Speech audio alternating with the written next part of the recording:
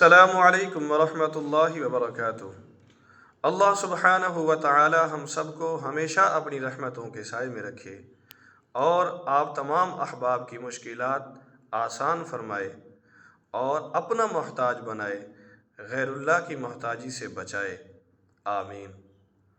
حضرت عبداللہ بن جعفر رضی اللہ تعالی عنہ فرماتے ہیں کہ رسول پاک علیہ الصلاۃ والسلام نے فرمایا، جعفر کے گھر والوں کے لیے کھانا تیار کرو، کیونکہ ان پر ایک ایسا امر یعنی حادثہ و سانحہ پیش آ گیا ہے جس نے انہیں اس کا موقع نہیں دیا۔ اس کی وضاحت یہ ہے، اس سے معلوم ہوا کہ رشتہ داروں کو میت کے گھر والوں کے پاس کھانا پکوا کر بھیجنا چاہیے۔